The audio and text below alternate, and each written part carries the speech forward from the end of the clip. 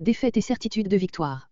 Les circonstances auxquelles ce psaume fait allusion ont déjà été exposées à l'occasion du psaume 44, qui exprime des pensées analogues, parfois dans les mêmes termes. Comparez entre autres psaume 44.6-8 et psaume 60.13-14, psaume 44.10 et psaume 60.12. David, engagé dans une guerre d'une extrême gravité contre deux royaumes syriens, 2 Samuel 8.1, apprend que les Édomites ravagent Juda. Revenu à la hâte, il constate toute l'étendue des désastres subis par son peuple en son absence. Notre psaume doit avoir été composé sous l'impression causée par ces ruines, avant que la victoire ait été remportée sur les Édomites, versets entre 11 et 14. Tandis que le psaume 44, des fils de Corée, reflète les émotions du peuple, en de telles circonstances, celui-ci reproduit bien les sentiments d'un roi, qui, après un désastre, embrasse d'un regard le domaine soumis à son pouvoir, versets 8 à 10, et songe à réparer sa défaite. Le psaume comprend 3 strophes, de 4 versets chacune.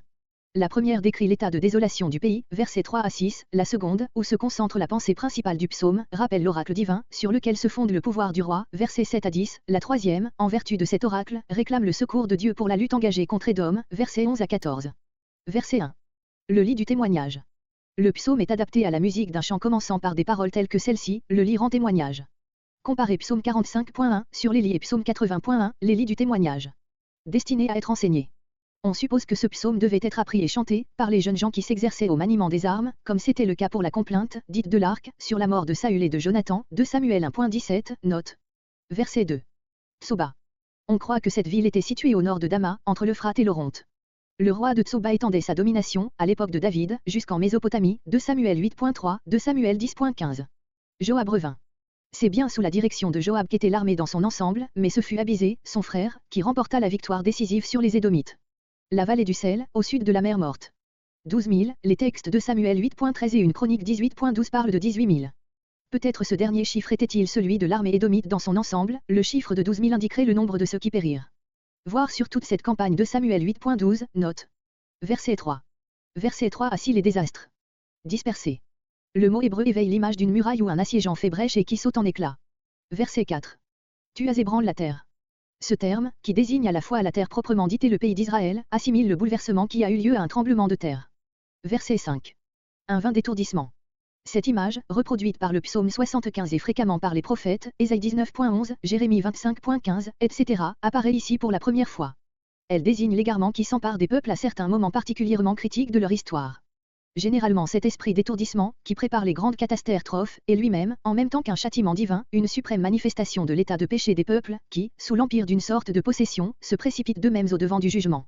Cette idée de culpabilité du peuple semble être absente de notre passage, l'épouvante générale est ici, non le prélude, mais le résultat des maux qui ont frappé Israël. Elle aurait pu conduire à des malheurs plus grands encore, si Dieu n'avait pas donné un étendard à ceux qui le craignent, verset 6. Verset 6. Cet étendard n'est autre que la ferme déclaration divine que va rappeler la strophe suivante. Nous voyons en ce verset, comme c'est parfois le cas dans les psaumes de David, le ton changer subitement et la plainte se transformer en parole de foi. Comparez psaume 6.9, psaume 22.22. Pour qu'il se lève, au lieu de s'abattre. Au nom de la vérité de tes promesses, qui ne peuvent nous tromper. Verset 7. Verset 7 a dit l'oracle divin. Il est introduit par la prière du verset 7. Verset 8. Dieu a parlé, la réponse que réclame le peuple est déjà là dès longtemps. L'oracle divin lui-même n'est pas cité ici textuellement. Peut-être est-ce celui de Nathan, de Samuel 7.12-16. Il se peut cependant que, dans les paroles qui suivent, David reproduise librement une promesse spéciale qu'il aurait reçue de l'Éternel par le souverain sacrificateur, dépositaire de l'Urim et du Thummim, promesse qui lui assurait, en ces temps troublés, une royauté incontestée sur tout Israël et la victoire sur les ennemis du dehors. Dans, ou par, sa sainteté. Ces mots donnent à la promesse divine le caractère d'un serment. Comparez psaume 89.36, Amos 4.2. Ces passages parallèles, où l'idée du serment est manifeste, nous empêchent d'admettre l'ancienne traduction, Dieu a parlé dans son sanctuaire, la mention du sanctuaire favoriserait la supposition que nous venons de faire d'une consultation du souverain sacrificateur. Je partagerai Sichin, j'en disposerai, comme d'un territoire qui m'appartient. Sichin, en Éphraïm, au centre du pays d'Israël, est nommée sans doute à cause du rôle important qu'elle avait eu dans l'histoire des patriarches et au moment de la conquête du pays par Josué, Genèse 12.6, Genèse 33.18, Josué 8.30-35. Sukkot, à l'est du Jourdain, rappelait aussi l'histoire de Jacob, Genèse 33.17, et représentait les contrées d'au-delà du fleuve. Verset 9. Galade. Manassé, la partie orientale du pays, menacée à la fois par les Ammonites et les Syriens.